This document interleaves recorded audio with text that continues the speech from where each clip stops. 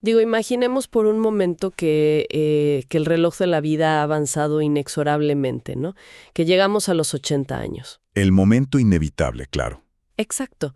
Y en la quietud de una tarde cualquiera, pues uno se sienta en completo silencio, simplemente a mirar hacia atrás, a contemplar el camino recorrido. Y en ese instante de profunda honestidad, frente al espejo del tiempo, surge una pregunta monumental. Una pregunta que asusta, la verdad. Muchísimo. ¿Qué pesa más en el alma? O sea, ¿acaso duelen más los fracasos por haber intentado algo con todo el corazón y haber caído? ¿O pesa infinitamente más el fantasma eterno de las cosas que nunca nadie se atrevió a hacer por miedo? Ese silencio donde habita el qué hubiera pasado si... Totalmente. Es que ese silencio aplasta. Y lo verdaderamente fascinante de esta imagen es que no se trata solo de un ejercicio de meditación poético para el final de la vida. Fue el cálculo matemático y emocional exacto que llevó a un joven de 30 años a renunciar a su fortuna en Wall Street para irse a vender libres en un frío garaje. Un garaje que, bueno, hoy vale $2 billones. ¡Qué locura! Y por eso, bienvenidos a este análisis a fondo. Hoy vamos a desempacar las fuentes, las biografías y todos los registros que documentan la construcción de uno de los imperios más colosales de la historia humana. Y el objetivo aquí no es hacer un reporte financiero, no. No, para nada. Nuestro propósito al sumergirnos en esta epopeya es extraer las pepitas de oro de sabiduría que se esconden en la mente de su arquitecto Jeff Bezos. Queremos rastrear esa línea de pensamiento desde sus días reparando molinos de viento en un árido rancho de Nuevo México hasta su visión actual, que es colonizar el sistema solar. O sea, la misión central de esta charla es diseccionar modelos mentales, herramientas de pensamiento, Exacto. porque son metodologías para gestionar el riesgo frente al abismo. Son estructuras lógicas que cualquiera de las personas que nos escuchan puede tomar y aplicar en su propia realidad, justamente para llegar a esos 80 años en paz, habiendo vaciado todo su potencial en el mundo. Me encanta cómo lo pones, vaciar el potencial. Pero a ver, para entender esa mentalidad, primero hay que entender su mayor obstáculo. Hay algo profundamente paradójico en la naturaleza humana. A veces, una vida cómoda, segura y muy lucrativa no es un éxito. A veces es la trampa más grande. Exactamente, la trampa más peligrosa para el potencial, porque el confort adormece el espíritu. Y ese es el escenario exacto donde comienza la primera gran encrucijada de esta historia. Sí, el contexto de los primeros años de los 90 es digno de un estudio de carácter. A sus 30 años, Jeff Bezos era el vicepresidente senior más joven en The E-Show. Que era un fondo de cobertura en Wall Street, ¿verdad? Ajá, un fondo muy sofisticado que usaba modelos matemáticos avanzados para inversiones. Y antes de eso, había estado en firmas como Fittel y Bankers Trust. En términos convencionales, pues el tipo tenía la vida completamente resuelta. El sueño de cualquiera.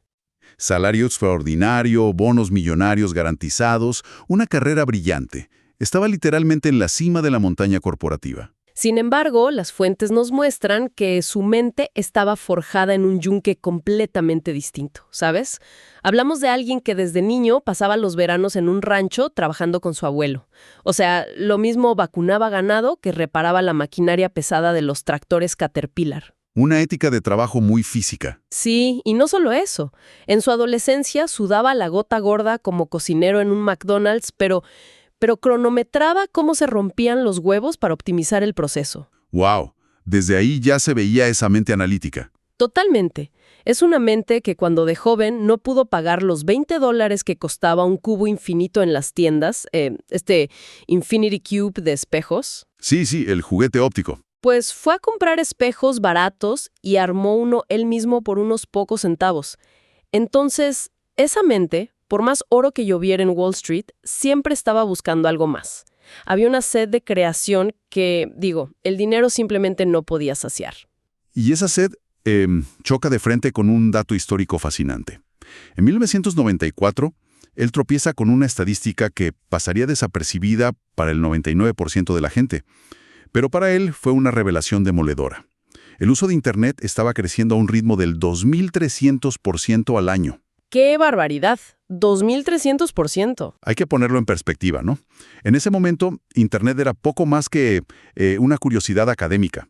Era un tablón de anuncios glorificado para físicos e ingenieros. Sí, nadie compraba nada ahí. Exacto, pero para una mente analítica, pues cualquier cosa que crezca a ese ritmo anual no es una simple tendencia, es una anomalía matemática de proporciones sísmicas. Es el inicio de una revolución civilizatoria. Pero claro, aquí es donde entra el conflicto humano. Porque, a ver, ver el dato en un papel es una cosa. Dejar millones de dólares sobre la mesa, renunciar a tu bono garantizado para perseguir ese dato, es otra muy distinta. Ese es el verdadero salto. Y es en este punto exacto de la historia donde nace su famoso marco de minimización de arrepentimientos. Para visualizarlo, digamos, imaginemos estar en la cima de una plataforma de clavados altísima, mirando hacia abajo, hacia un agua oscura, fría y totalmente desconocida. Te da vértigo de solo pensarlo. Por completo. El terror más grande, el verdadero horror, debería ser el miedo a bajar por las escaleras, volver a la seguridad de tu casa y vivir el resto de tus días bajo la sombra aplastante de esa duda. El qué habría pasado si hubiera saltado. Es que esa inversión de la lógica es magistral, porque transforma el miedo. Deja de ser un obstáculo y se convierte en un motor. O sea, no fue un salto al vacío irracional o un arranque poético de rebeldía, de juventud. Fue un cálculo existencial muy preciso. Un cálculo matemático casi. Exacto. Él proyectó su propia vida hacia el futuro. Se sentó mentalmente en esa mecedora a los 80 años y analizó las variables. A los 80 años, ¿le importaría haber perdido el bono de Wall Street de 1994? Seguramente ni se acordaría de la cifra. Ni un poco. Pero se perdonaría haber sido testigo de la mayor revolución tecnológica desde la invención de la imprenta y, pues, haber decidido quedarse al margen mirando cómo otros la construían. ¡Imposible! La respuesta fue un no categórico. El costo del arrepentimiento era infinitamente superior al riesgo financiero. Es renunciar a la comodidad para abrazar voluntariamente el abismo de lo incierto. Pero bueno, una vez que se toma esa decisión, el romanticismo de la idea se desvanece de golpe, ¿no? ¿Empieza la realidad? Sí, la realidad cruda, dura y súper agotadora. Llegamos a julio de 1994. Se empacan las maletas y comienza un viaje en auto cruzando todo el país, desde la comodidad y el lujo de Nueva York hasta la lluvia de Seattle. Y ojo, que la elección de Seattle no fue producto del azar, ni del espíritu aventurero de ir al otro lado del país. Fue una decisión fríamente calculada.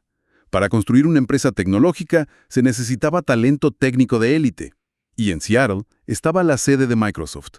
Claro, el semillero de programadores. Además, la ubicación ofrecía ventajas en los impuestos sobre las ventas y una cercanía clave a uno de los mayores distribuidores de libros físicos en Oregón. Y durante ese viaje interminable por carretera, mientras su entonces esposa, Mackenzie, iba conduciendo, él iba tecleando en una computadora portátil el plan de negocios. Un plan para una empresa que, me da mucha risa este detalle de las fuentes, estuvo a punto de llamarse Cadabra, como en la palabra mágica abracadabra. Sí, una idea un poco peculiar. Totalmente. Aunque las fuentes relatan un detalle crucial y hasta cómico. El primer abogado que contrataron escuchó la palabra cadáver a través de una línea telefónica con estática. Un desastre de nombre para empezar. Imagínate, empezar un negocio tecnológico bajo el nombre de cadáver definitivamente no parece el mejor augurio para el futuro. Fue un error de comunicación que probablemente les salvó la marca. Y eso los obligó a buscar en el diccionario hasta detenerse en el nombre del río más caudaloso y extenso del planeta, el Amazonas. Amazon. Amazon, exacto. Era un nombre exótico y evocaba una escala masiva, una inmensidad que de verdad reflejaba la ambición real de la tienda, sumado a un detalle técnico muy de la época. ¿Lo de los directorios web? Ese mero. Los primeros directorios, como Yahoo, ordenaban las páginas alfabéticamente, así que empezar con la letra A garantizaba estar en la parte superior de la lista. Todo era calculado, la visión era gigantesca, el nombre estaba decidido, pero la infraestructura, era literalmente un garaje. Y aquí hay un momento de la historia que me resulta asombroso, porque es fácil convencer a un fondo de capital de riesgo cuando habla su mismo idioma corporativo, pero ¿cómo le haces para mirar a los ojos a unos padres y pedirles los ahorros de toda su vida? ¡Wow! Sí. Estamos hablando de más de $245,000. Y lo que rompe el molde no es que se los prestaran, sino que él les advirtió frontalmente y sin anestesia que existía un 70% de probabilidades de que ese dinero desapareciera para siempre. Es que este episodio revela una dinámica muy profunda sobre la confianza y la transparencia. Cuando se analiza la respuesta de sus padres años después, ellos mismos admitieron que no comprendían en lo absoluto qué era esa cosa rara llamada Internet. Lógico, nadie lo entendía. No estaban invirtiendo en un modelo de negocios infalible ni en un algoritmo revolucionario. Estaban invirtiendo, pura y exclusivamente, en la tenacidad inquebrantable de su hijo. Qué fuerte. Al ser radicalmente honesto sobre el abismo y las enormes posibilidades de fracaso, pues él eliminó las falsas expectativas y forjó un pacto de compromiso absoluto. Y ese nivel de compromiso se manifestaba físicamente en el garage. De ahí nace este famoso principio corporativo de la frugalidad. Las fuentes rescatan una anécdota que para mí es como poesía corporativa. Las mesas, ¿no? Las mesas. En lugar de ir a una tienda a comprar escritorios de oficina costosos para los primeros empleados, él fue a una tienda de materiales de construcción. Compró puertas de madera maciza, literalmente puertas, les atornilló 4 postes de madera baratos a modo de patas, y esos fueron los escritorios. Es una metáfora brillante materializada en madera. O sea, la puerta convertida en escritorio era un recordatorio diario, físico e ineludible. Cada recurso, cada gota de energía y cada centavo de capital debían ser dirigidos exclusivamente a mejorar la experiencia del cliente. No a financiar lujos internos. Exacto. Cero vanidad corporativa. Y bajo esa ética espartana e implacable, en julio de 1995 ocurre la magia. Logran vender el primer libro físico a través de la red. Un texto súper de nicho, científico, titulado Fluid Concepts and Creative Analogies. Venden el primer libro, la maquinaria arranca, la empresa empieza a devorar cuota de mercado y para 1997 salen a la bolsa a $18 la acción. O sea, Bezos se convierte en multimillonario sobre el papel. Y uno podría pensar que, bueno, aquí terminan los problemas y empiezan los finales felices. No. Uno pensaría eso, sí. Pero ninguna llorana epopeya humana, ningún viaje heroico que valga la pena, se salva de un descenso a la oscuridad total. Y esa noche oscura llegó en el año 2000 con el estallido histórico de la burbuja de las .com. Fue una masacre financiera sin precedentes en la era moderna. Miles de empresas con la palabra .com en su nombre, que prometían cambiar el mundo pero no tenían ningún fundamento sólido, se desintegraron literalmente de la noche a la mañana. Se esfumaron. Y Amazon fue arrastrada por ese pánico colectivo. Las acciones de la compañía sufrieron una hemorragia brutal, desplomándose un 94%. O sea, cayeron de un máximo de $113 a tan solo $6 por acción. De 113 a 6. ¡Wow! La prensa financiera, los analistas más respetados de Wall Street y el público en general daban a la empresa por muerta. Se publicaban artículos burlándose de ellos con el apodo de Amazon.bomb. El final parecía completamente inminente. Y para comprender esta situación desde la perspectiva de él, de Bezos, me gusta imaginar una analogía. Digo, pensemos que el mercado de valores es como el clima allá afuera. Y una empresa, o un propósito, o un proyecto de vida, es como una casa que estás construyendo desde los cimientos. Me gusta. De repente, se desata una tormenta espantosa, caen rayos, hay vientos huracanados, y todos los vecinos corren por la calle gritando que el mundo se va a acabar. Sería una locura absoluta agarrar un mazo y empezar a destruir los cimientos de tu propia casa solo porque afuera el clima es un desastre, ¿no? Totalmente irracional. El trabajo no es controlar la tormenta. Eso es imposible. El trabajo es asegurar las ventanas, continuar poniendo ladrillos por dentro, revisar la plomería y, sobre todo, mantener una fe inquebrantable en la integridad de lo que tú estás construyendo. Y esa metáfora ilustra exactamente la disciplina mental que se aplicó en las oficinas de Seattle. En medio del caos externo, él repitió una máxima estoica que se volvería legendaria. La acción no es la empresa, y la empresa no es la acción. ¡Qué frase tan poderosa! Mientras Wall Street gritaba que el cielo se caía, dentro de la empresa se analizaba un panorama completamente opuesto. Si tú mirabas las métricas operativas internas, y esto es clave para entender cómo sobrevivieron, los números eran espectaculares. El número de usuarios activos seguía creciendo mes a mes, la satisfacción de quienes compraban era altísima, los costos de envío bajaban y la logística se estaba perfeccionando. O sea, estaban ganando de manera contundente en la realidad física, a pesar de estar perdiendo espectacularmente en la ilusión colectiva de la bolsa de valores. Exacto. Pero a ver, una cosa es tener buenas métricas operativas y otra muy distinta es sobrevivir cuando a nadie le prestan dinero. Las fuentes mencionan un detalle sobre cómo lograron no quedarse sin oxígeno financiero durante ese colapso. Y es un detalle táctico fundamental. Se adelantaron a la tormenta. Justo un mes, fíjate, un mes antes de que la burbuja estallara y el mercado se cerrara por completo para las empresas de Internet, él logró levantar poco más de $600 millones mediante algo llamado bonos convertibles. ¿Y eso cómo funciona en términos simples? Para explicarlo sencillo, es como si alguien ve nubes negras acercándose en el horizonte y antes de que caiga la primera gota, esa persona va y asegura el préstamo más grande posible para comprar todos los tanques de agua que haya disponibles. Esos bonos fueron un salvavidas de efectivo masivo. Les dio aire. Muchísimo. Cuando estalló la crisis y casi todos sus competidores se asfixiaron por la sequía de capital, ellos tenían un colchón financiero suficiente para respirar, ignorar todo el ruido de Wall Street y seguir operando bajo su inquebrantable filosofía del día uno. La filosofía del día uno. Este concepto es oro puro para el desarrollo personal y profesional. Básicamente se trata de operar, de construir y tomar decisiones cada día con el mismo sentido de urgencia, de curiosidad y de obsesión que se tenía el primerísimo día que abriste el negocio o que empezaste el proyecto. Es el núcleo de su modelo mental. Años después, en sus famosas cartas a los accionistas, él detalló que el día 1 significa resistirse con toda la fuerza posible a que los procesos internos se vuelvan más importantes que los resultados.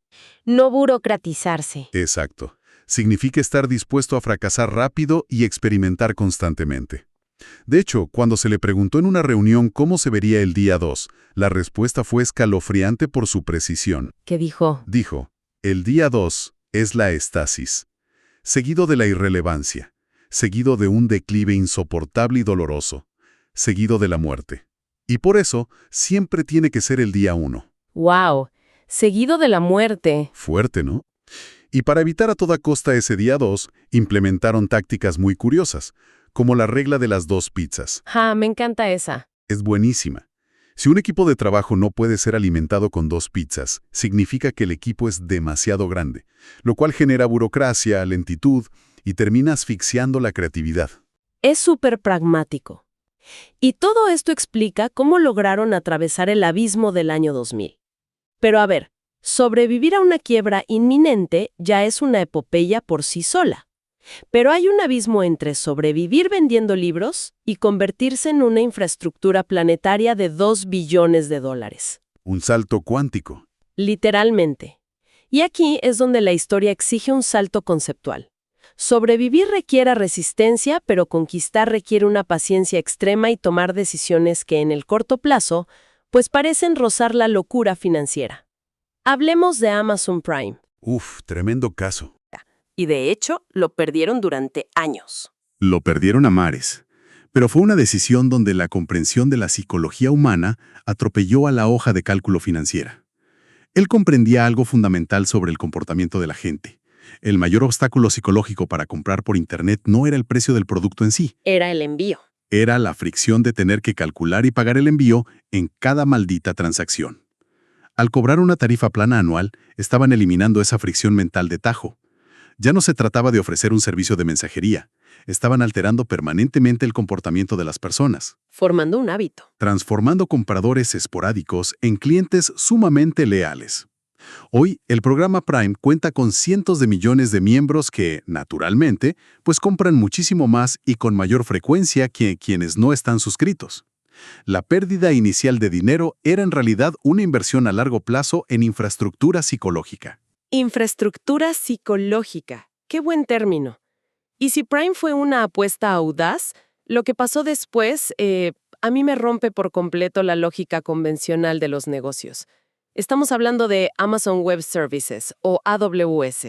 La joya de la corona. A ver, detengamos el tiempo aquí. Entiendo que una tienda pase de vender libros a vender licuadoras, películas o zapatos, ¿no? Es lo esperado. Pero ¿En qué momento una tienda minorista en línea, un mercado de comercio electrónico, decide de repente empezar a rentar servidores, capacidad de cómputo y almacenamiento a otras empresas? O sea, suena una distracción brutal del modelo de negocio original. ¿Cómo surge esta idea aparentemente inconexa que hoy es literalmente la columna vertebral del Internet moderno? Es una excelente observación, porque desde afuera parece un salto ilógico, un capricho. Pero la historia interna de AWS es el ejemplo perfecto de cómo resolver un problema propio puede cambiar el mundo. A ver. A principios de los 2000, Amazon crecía tan pero tan rápido que su propio equipo de ingenieros de software era un caos. Si alguien quería desarrollar una nueva función para la página web, pasaba el 70% de su tiempo construyendo desde cero la infraestructura básica de almacenamiento y bases de datos. Antes de escribir el código de la función. Exacto. Antes de escribir una sola línea de código para el proyecto real, todo el mundo estaba reinventando la rueda constantemente. O sea, estaban ahogados en su propia complejidad interna. Ahogados. Así que Bezos dio la orden de estandarizar toda la infraestructura interna. Construyeron una serie de servicios informáticos básicos, modulares y súper confiables, para que cualquier equipo pudiera usarlos como si fueran piezas de Lego. ¡Qué inteligente! Y una vez que construyeron esta infraestructura masiva para ellos mismos, vino la revelación del $1.000.000. Dijeron, oye, si nosotros necesitábamos desesperadamente este nivel de infraestructura limpia y escalable, todas las demás empresas del mundo también lo van a necesitar. Claro, el problema era universal. Universal. Empezaron a alquilar esa capacidad ociosa de sus servidores a otras startups. Y miremos hoy. Netflix, la NASA, instituciones financieras inmensas e incontables aplicaciones que usamos a diario funcionan sobre los servidores de AWS. Hoy por hoy es el negocio más rentable de toda la compañía. Es que te vuela la cabeza. Y esto nos lleva al famoso concepto del volante de inercia, o flywheel. Para visualizar esto hay que imaginar una rueda de piedra gigantesca y pesadísima. Una piedra inmensa. Al principio, empujarla requiere un esfuerzo sobrehumano. No parece moverse en lo absoluto a pesar de toda la energía que le inviertes. Esto es equivalente a perder dinero en envíos gratis o invertir millones en servidores de la nada. Exacto, parece que no avanzas. Pero con cada empujón constante y siempre en la misma dirección, la piedra empieza a moverse. Da una vuelta, luego dos, lentamente acumula energía cinética. Y de repente el impulso es tal que la rueda gira prácticamente sola, volviéndose imparable. Bajar precios atrae a más clientes. Más clientes atraen a más vendedores externos. Y más vendedores mejoran la selección de productos y permiten reducir los costos fijos por cada venta. Exactamente. Al reducir los costos fijos, pues se pueden bajar aún más los precios. Y esa gigantesca rueda de piedra toma aún más velocidad. Es una arquitectura de negocio perfecta. Es como un movimiento perpetuo sustentado en la satisfacción del usuario. Pero, y aquí viene lo interesante, hay un último capítulo en esta filosofía que trasciende por completo el comercio electrónico. Lo del espacio. Sí, esa misma mente que veía potencial en rentar servidores o ensamblar escritorios con puertas, eventualmente miró hacia arriba. En el año 2000, fundó en el más absoluto secreto una empresa aeroespacial llamada Blue Origin. Y ojo, el argumento detrás de esta aventura no es un simple pasatiempo de multimillonario que busca la adrenalina de volar en un cohete. No es turismo espacial nomás. Para nada. La tesis de Bezos plantea un problema existencial gravísimo para la humanidad. ¿Y cuál es ese problema exacto? O sea, ¿por qué alguien que ya dominó el comercio global decide que su obra final debe estar fuera de este planeta? Porque hace una lectura cruda de la civilización a largo plazo. Él argumenta que la Tierra tiene una cantidad finita de recursos, siendo la energía el principal cuello de botella, ¿no? Si la humanidad desea seguir expandiéndose, multiplicándose e inventando sin asfixiar la biosfera ni destruir los ecosistemas que nos mantienen vivos, no hay forma de hacerlo conservando la industria pesada en este planeta. Se nos acaba el mundo. Literalmente. Su visión es trasladar todas las fábricas y la generación intensiva de energía al espacio, Él sostiene que el sistema solar tiene los recursos materiales y energéticos suficientes para albergar cómodamente a 1 billón de seres humanos. ¡Wow! ¿1 billón de humanos? Eso significaría tener la probabilidad matemática de que existan 1000 Mozarts o 1000 Einsteins vivos en cualquier momento de la historia. Exacto. Imagínate el nivel de innovación. Es una visión que de verdad desafía la comprensión. Y sabemos por los registros que el nivel de compromiso que tiene con esto es absoluto. Liquida voluntariamente $1.000 millones en acciones de su propia empresa cada año, única y exclusivamente para inyectar oxígeno financiero en la construcción de los cohetes de Blue Origin. Y este es el patrón definitivo. Es el hilo conductor de toda su vida. Desde aquel modesto cheque de $250,000 que puso en una pequeña empresa en el garaje de al lado llamada Google en 1998. ¡Qué gran anécdota! Hasta el proyecto de construir un reloj mecánico gigante dentro de una montaña en Texas que está diseñado para marcar el tiempo con precisión durante los próximos 10,000 años. Impresionante. Todo, absolutamente todo, se reduce a encontrar un problema inmenso, apostar por las personas correctas e ignorar por completo el ensordecedor ruido del corto plazo. Es poseer la férrea voluntad de ser incomprendido, criticado e incluso ridiculizado durante largos y oscuros periodos de tiempo, pero con la certeza estoica de que se está materializando el futuro. La paciencia extrema como el arma más letal de la innovación. ¿Sabes? Al dar un paso atrás y contemplar la inmensidad de este viaje, desde aquel auto cruzando un país sin certezas, ensamblando escritorios con puertas de madera que estaban en oferta, hasta consolidar una infraestructura global y pues apuntar a las estrellas, nada en esta historia fue un simple accidente del destino o un golpe de suerte aislado. Nada.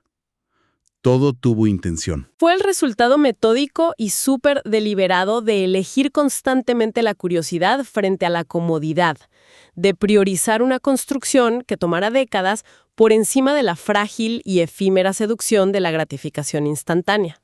Y ese es el verdadero valor de desentrañar trayectorias de esta magnitud.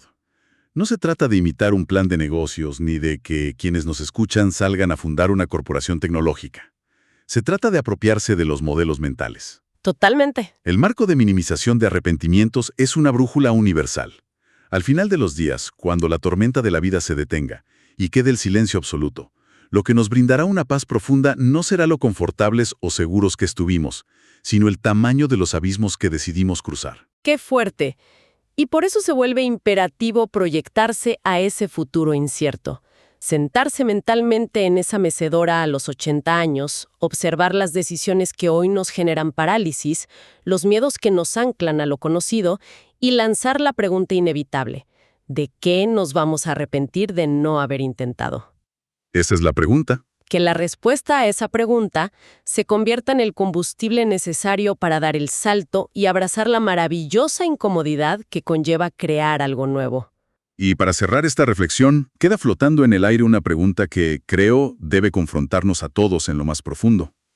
Si en los negocios el día 2 significa estancamiento, irrelevancia, declive doloroso y finalmente la muerte, ¿cómo se ve exactamente el día 2 en la vida de un ser humano? ¡Wow! ¿Acaso se está viviendo en el ardiente, caótico y vibrante día 1, donde se sigue aprendiendo, fracasando, construyendo y amando con intensidad total? ¿O por el contrario, la resignación ha ganado terreno silenciosamente, instalando a la mente en la tibia y anestesiante comodidad de un eterno día 2? Ese es el abismo interior que cada quien debe atreverse a mirar. Hasta la próxima inmersión profunda.